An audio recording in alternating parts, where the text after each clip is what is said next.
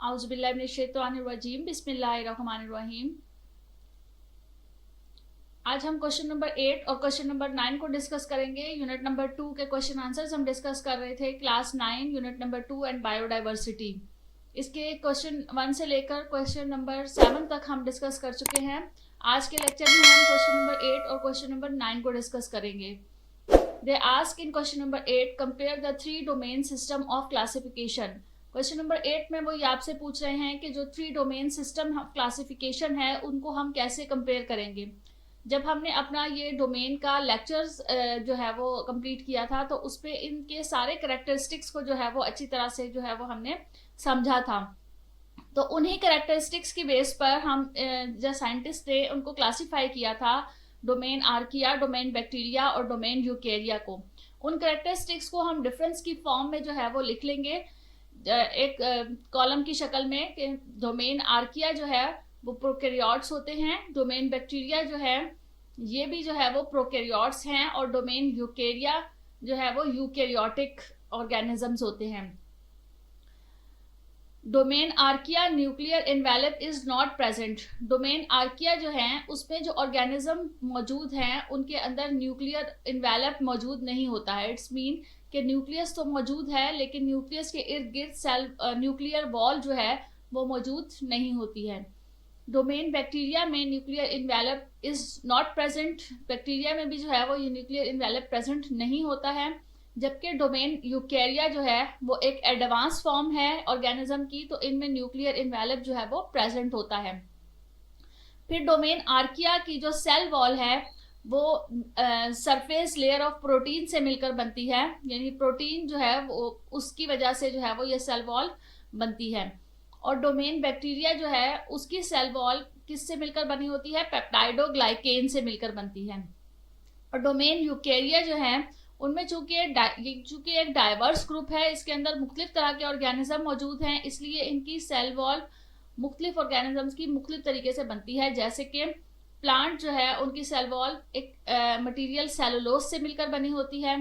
Fungi जो है उनकी सेल वॉल काइटिन से मिलकर बनती है। और एनिमल्स में जो है वो उनकी सेल वॉल प्रेजेंट नहीं होती है। एनिमल का जो सेल होता है उसके इर्द गिर्द सेल वॉल मौजूद नहीं होती है। डोमेन आर्किया ये सेंसिटिव होते हैं to only the antibiotics that are affect eukarya. ऐसी एंटीबायोटिक्स जो कि यूकेरिया के ऊपर अफेक्ट करती हैं उनके लिए जो है वो ये आर्किया जो है वो सेंसिटिव होते हैं। यानी आर्किया के जो ऑर्गेनिजम्स हैं उनके ऊपर अगर इन एंटीबायोटिक्स को अमल करवाया जाएगा, इन एंटीबायोटिक्स को जो है वो परफॉर्म करवाया जाएगा, तो वो एंटीबायोटिक्स जो है वो उन आर्किया को खत्म कर सकेंगी, इसलिए ये सेंसिटिव हैं। But are not sensitive to antibiotics that affect bacteria. लेकिन ये ऐसी एंटीबायोटिक्स के खिलाफ सेंसिटिव नहीं हैं जो कि बैक्टीरिया को इफेक्ट करती हैं। इसी तरह से जो बैक्टीरिया है they are sensitive to traditional anti bacterial antibiotics. जब भी कभी आप लोगों ने देखा होगा कि कोई बैक्टीरियल इन्फेक्शन होता है तो डॉक्टर हमेशा जो है वो कोई एंटीबायोटिक प्रिस्क्राइब करते हैं। तो बैक्टीरिया के लिए एंटीबायोटिक क्यों प्रिस्क्राइब की जाती है? इसलिए क्योंकि बैक्टीरिया इससे सेंसिटिव होते हैं, यानी बैक्टीरिया को ये एंटीबायोटिक जो है वो किल कर देती हैं।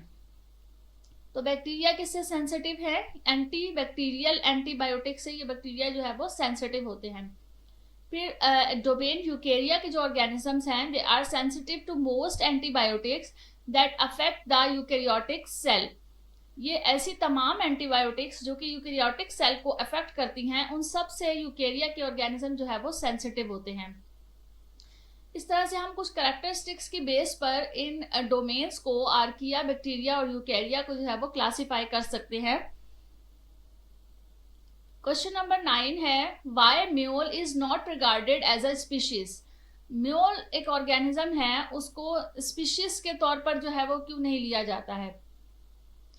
Cross breeding between a male donkey and female horse produces a mule. ये जो दो डिफरेंट किस्म की स्पीशीज हैं जिसमें एक मेल डंकी और फीमेल हॉर्स जो है ये जब इंटरब्रीडिंग करती हैं या इनके दरमियान में जब क्रॉस ब्रीडिंग होती है तो एक ऑर्गेनिज्म प्रोड्यूस होता है जिसको हम म्यूल कहते हैं। in this infertile, it is infertile because of odd number of chromosomes, so they cannot interbreed and cannot reproduce. ये ऐसा एक ऑर्गेनिज्म होता है जिनके अंदर odd number of chromosomes present होते हैं, जिसकी वजह से वो इनफर्टाइल होता है, यानी मजीद वो आगे जो है वो किसी के साथ सेक्चुअली जो है वो बिहेव नहीं कर सकता है, उसमें फर्टिलिटी नहीं होती है. So they can not interbreed, लिहाजा वो इंटरब्रीड नहीं करता है, एंड कैन नॉट रिप्रोड्यूस, और रिप्रोडक्शन भी उसमें नहीं होती है. Hence they are not regarded as a species, लिहाजा इस वजह से इसको स्पीशीज के तौर पर जो है वो इंक्लूड नहीं किया जाता है. उम्मीद है ये दोनों क्वेश्चन आपको बहुत अच्छी तरह से समझ में आ गए होंगे. बहुत इजी वर्डिंग में मैंने आप लोगों को ये सारे क्वेश्चन आंसर जो है वो एक्सप्लेन करने की कोशिश की है, ताकि आप लोगों को अच्छे से याद हो सके. आप लोग इन्हें लेक्चर्स को ही सुने तो आप लोगों को इन क्वेश्चन आंसर्स को लिखने का जो है वो तरीका समझ में आ सके. नेक्स्ट क्वेश्चंस के साथ और नेक्स्ट वीडियोस के साथ हम आपको दोबारा मिलेंगे अपने इसी बायोलॉजिक ब्रेकडाउन यूट्यूब चैनल में. तब तक के लिए अल्लाह हाफिज. Thank you so much.